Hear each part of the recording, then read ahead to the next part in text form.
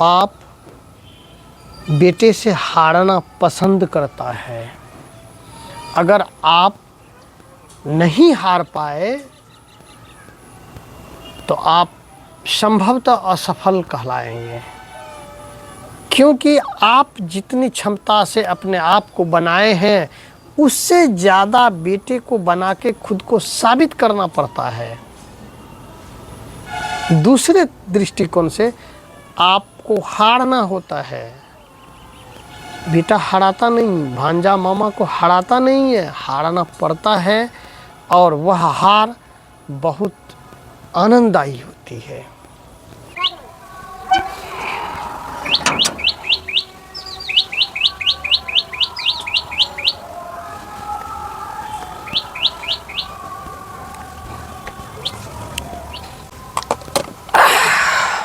नमस्कार, स्वागत है ब्लॉगर रीना एंड भालचंद्रा जी में। इसमें कहानी का हम एक सीरीज लाए हुए हैं और कहानी ये एपिसोड दूसरा भाग 3, चूँकि कहानी मामा भांजे का और एक पात्र है सुखचुल्ली, उसका कहानी है पार्ट 1, पार्ट 2 और ये अंतिम पार्ट है पार्ट 3 और कहानी का ये अंतिम है और काफ़ी इंटरेस्टिंग है। और हम पहले ही बोलते हैं कि कहानी वो हो जो मानसिक रूप से शांति प्रदान करे, सुकून का एहसास हो। आप जब भी इस कहानी को सुने, रिलैक्स होने के लिए वक्त हो, शांति से सुने। आगे बढ़ने से पहले अगर चैनल को सब्सक्राइब कर लेते हैं तो बहुत अच्छा लगता है। लाइक कर लें, शेयर कर देंगे कहानी अगर अच्छा लग जाएगा तो। आइए अगले 2 मिनट तक हम कहानी को पिछले दोनों एपिसोड का तेज़ी से हम एक सारांश ले लेते हैं। और अगर आप दोनों एपिसोड देख चुके होंगे तो आप इस वीडियो में एक टाइम नीचे बताया रहेगा, वहाँ जाके आप वहाँ से तीसरे पार्ट का मूल वीडियो, मूल कहानी सुन सकते हैं। पहले भाग में है कि सुखचुल्ली एक पात्र है, 5 मामा है, एक भांजा है और मामा भांजे का चलता है एक दाव पेच चलता है। दाव पेच या बदमाशी कहा जाए छोटा सा, तो उसमें हार होती है मामा की। दूसरे एपिसोड में भी चूँकि थोड़ा सा लड़ाई हो गई थी तो उस गुस्से में भैंस गाय सबको मरवा दिया था, मामा का भी, और कुछ नहीं हाथ लगा। प्रलोभन होता है, प्रलोभन के चक्कर में ऐसा हुआ, तो वह भी मामा को हाथ नहीं लगा। लेकिन भांजे को, सुखचुल्ली को तो लग गया था हाथ, काफ़ी अच्छा खासा रकम जो तराजू से तोला गया था नानी के द्वारा। और विस्तार पूर्वक देखने के लिए वहाँ जरूर जाएंगे। एपिसोड 1, एपिसोड 2 दोनों का लिंक हम डिस्क्रिप्शन में हम दे देंगे इस वीडियो के, और कमेंट सेक्शन में भी रहेगा। तो मामा को मारने के, भांजा को मारने के लिए मामा तैयारी किया और वो सोचा इसको मैंने इसके गाय भैंस को दिक्कत देते हैं, यहाँ से भाग जाएगा नानी के घर से। गाय भैंस को मारा, मर गया। गाय भैंस मारना नहीं चाहता था उतना, लेकिन मर गया। और उसके खाल को सुखचुल्ली बेचने चला गया बाज़ार, बिका नहीं, लेकिन कुछ एक घटना हुई, जेवर हाथ लग गया और वो तराजू से नपने आया था नानी के द्वारा। इस प्रलोभन में पड़ के मामा लोग भी मारे, मामा सब भी मारे गाय भैंस, अपना गाय भैंस को, लेकिन बिका तो कुछ नहीं था। तो इस गुस्से में आ गया कि नहीं, अब सुखचुल्ली का पूरा सब कुछ स्वाहा कर देंगे, अब यहाँ कुछ रहने नहीं देंगे।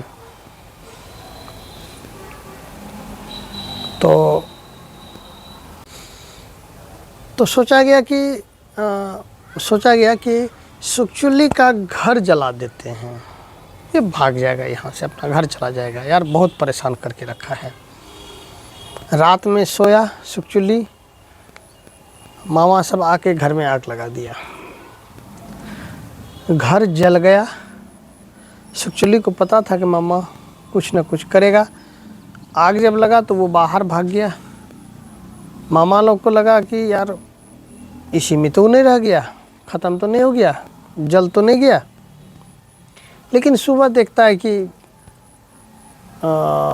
सुखचुल्ली बोड़ा में घर का राख समेट रहा है।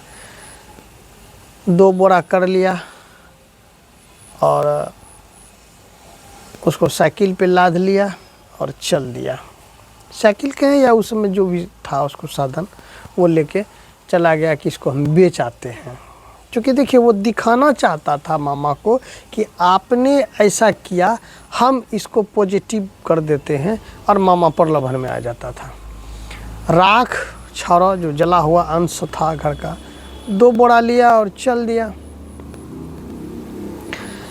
वो लेके मार्केट की तरफ, गांव की तरफ जाने लगा कि बेचने के लिए गांव जाके बेच आएंगे। मामा को कहा भी, नानी को भी कहा के जाते हैं इसको बेच के आते हैं। तो मामा को आश्चर्य लगा। जाते जाते एक गांव में के पास गया तो उस गांव में देखता क्या है कि चूँकि अभी के मौसम में, गर्मी के मौसम में आग वगैरह सब अचानक लग जाती है। कब लग जाती है, कहाँ लग जाती है पता नहीं, अगर मानवीय भूल के कारण से। तो आग जो लग गया था, जिस गांव गया था बेचने के लिए, वहाँ गांव में आग लग गया और शाम का समय था। तो आग जब लगती है तो अगल बगल के लोग वगैरह क्या करते हैं कि तेज़ी से घर से सामान बाहर निकालते हैं और प्राथमिकता देते हैं जो महत्वपूर्ण इम्पोर्टेंट सामान सब वगैरह सब है, रुपया पैसा बक्सा, वो बाहर निकाला जाए। तो सभी बाहर निकाल रहे थे। अब सुखचुल्ली क्या करे, वो भी वहाँ था। तो वो क्या किया, तुरंत बोरा खोल के उस बोरा से राख को फेंकना शुरू कर दिया जले हुए घर पे। तो देखिए राख या पानी अगर फेंका जाए तो आग कम होता है। तो आग बुझाने में इसका हाथ हुआ। लोगों ने देखा कि नहीं, यह बच्चा बहुत अच्छा कार्य कर रहा था। आग बुझा। उसके बाद इसका दिमाग तो सुखचुल्ली वाला था, बदमाशी वाला था। यह क्या किया कि आग बुझा के अब बोरा जब खाली हुआ तो बगल में दूसरे घर से जो इम्पोर्टेंट सामान सब बाहर रखा गया था, ये थोड़ा नज़र चुरा के उस बोरे में कस लिया। पैसा और कुछ भी जो भी सब सामान था कस लिया बोरा में और पुनः उसको लाद के वापस घर आ गया। नानी को कहा, नानी फिर से जाओ, मामी से तराजू ले आओ, आज फिर से नापेंगे। कुछ सामान है और कुछ गड्डी है, उसको गिनना है, मामा को बुला लाना। अब तराजू लाई नानी नापने के लिए, फिर से वो जो भी जेवर वगैरह सब था उसको नापने के लिए, और रुपया गिनने के लिए मामा को बुला लाया। अब जब रुपया गिनने के लिए मामा आया तो मामा कहता, रे ये कहाँ से आया?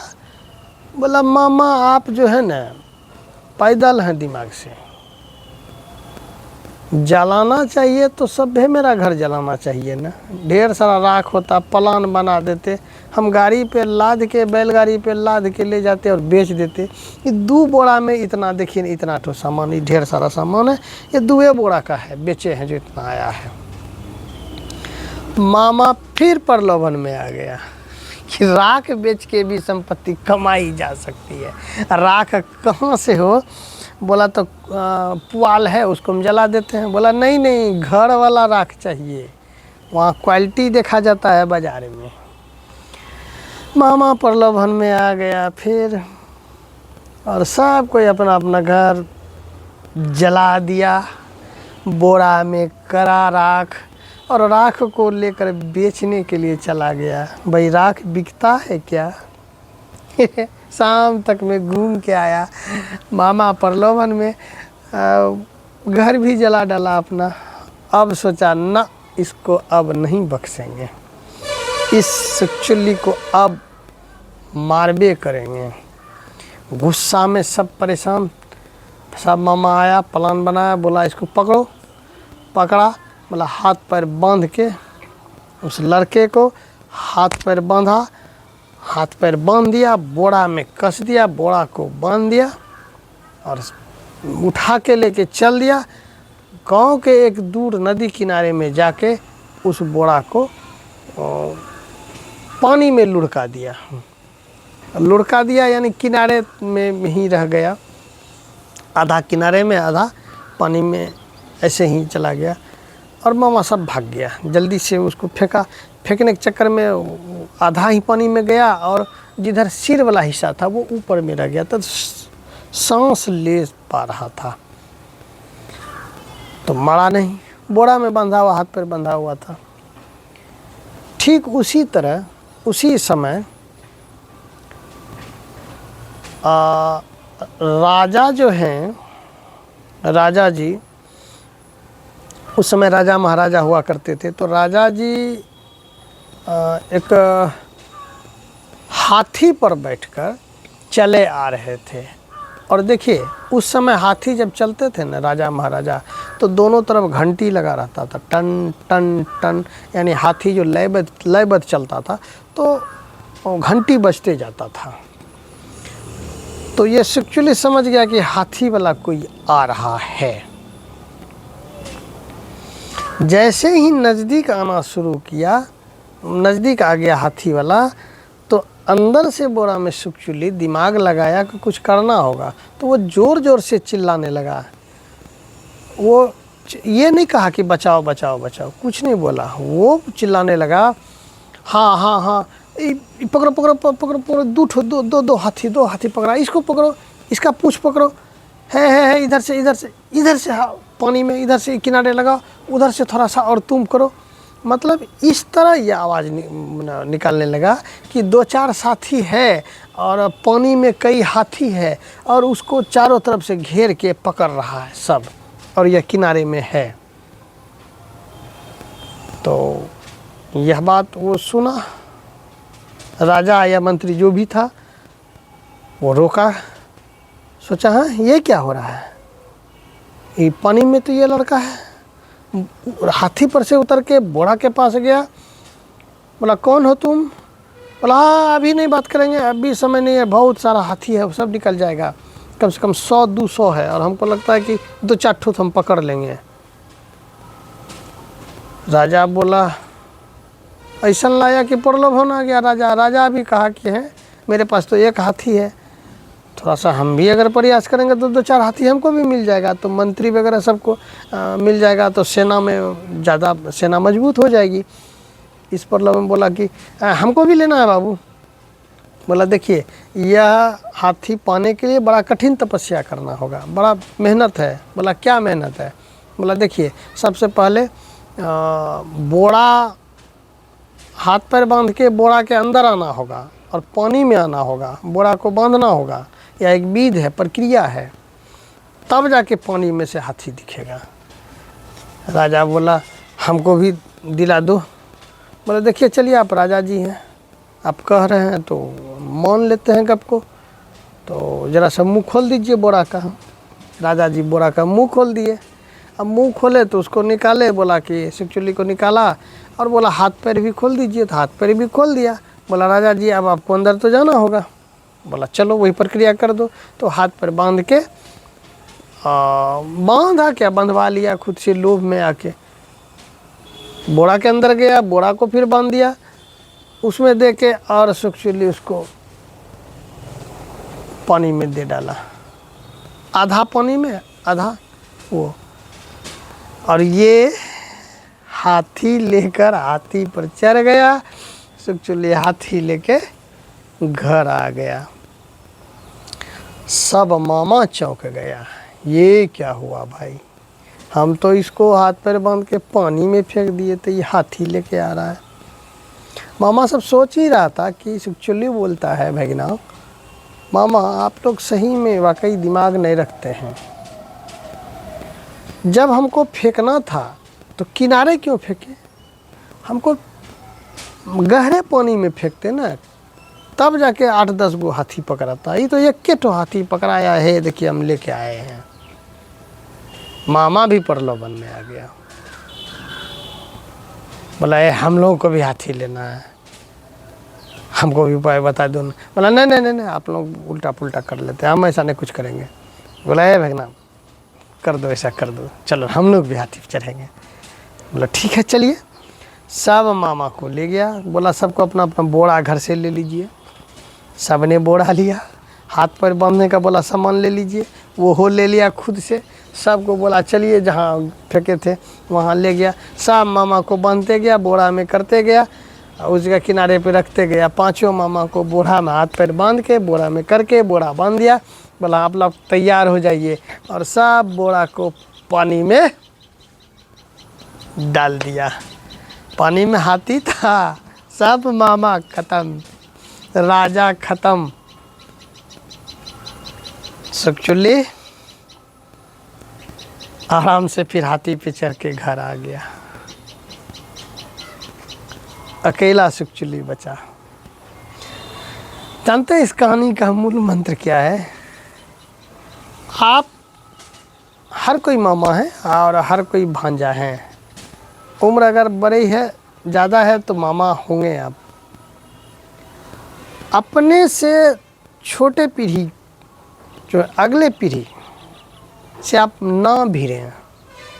अगर ये सोचते हैं कि हम मामा हैं, वो भांजा है, हम पिता हैं, वो बेटा है, हम बड़े हैं, नहीं। रिश्ता बड़ा हो सकता है, लेकिन समझ और तकनीक का युग है। पीढ़ी जो बढ़ते जाती है, आपको या तो हारना है या तो हरा दिए जाएंगे। अगर आप नहीं समझ पाएंगे वक्त को, तो आप खुद हरा दिए जाएंगे। वक्त को समझिए, हालात को समझिए कि हर अगली पीढ़ी पिछली पीढ़ी को हराना चाहता नहीं है, हार जाना पसंद होता है। कहानी में क्या सुखचुल्ली यानी भांजा से भिड़ना चाहिए मामा को? कतई नहीं। भांजा भांजा है, मामा उनका अपना अलग स्थान है। सबों को दायरे में रहना चाहिए, लेकिन हाँ, जीत होनी थी भांजे की। मामा पिछली पीढ़ी हुई, भांजा अगली पीढ़ी हुई, तो हर अगली पीढ़ी पिछले पीढ़ी को हराती है, सोच नई सोच लाती है। अगर इत्तेफाक ना रखें तो ये समझें, बाप बेटे से हारना पसंद करता है। अगर आप नहीं हार पाए तो आप संभवतः असफल कहलाएंगे, क्योंकि आप जितनी क्षमता से अपने आप को बनाए हैं, उससे ज़्यादा बेटे को बना के खुद को साबित करना पड़ता है। दूसरे दृष्टिकोण से आपको हारना होता है। बेटा हराता नहीं, भांजा मामा को हराता नहीं है, हारना पड़ता है, और वह हार बहुत आनंददायी होती है। एक पिता बेटे से हारे, एक मामा भांजे से हारे, वह हार काफ़ी आनंददायी होती है। क्योंकि अगर ना हार पाए, हरा ना पाए, तो फिर पहचान उसके पिता से होती है। और बेटा पिता से बढ़ के कोई कार्य कर दे तो उस पिता की पहचान बेटे से होती है। तो पहचान की बात है। कहानी का मूल सारांश बस यही है कि एक आनंददायी है, बच्चों को बताने के लिए आनंददायी रूप से, रोचक रूप से बताना है, और अपने आने वाले अगली पीढ़ी से हमें उलझना नहीं है। एक सामंजस्य बनाकर चलना है। हम बड़े हैं यह नहीं, हम बड़े हैं इसलिए आपको हम बड़ा साबित करना चाह रहे हैं स्वयं से। ज़िंदगी मज़ेदार होती है। तो कहानी का यही मूल सारांश था, और मिलते हैं फिर एक आनंददायी अगले कहानी में। तो ये तीसरा एपिसोड था। तो मिलते हैं अगले वीडियो में, तब तक के लिए बाय, थैंक यू।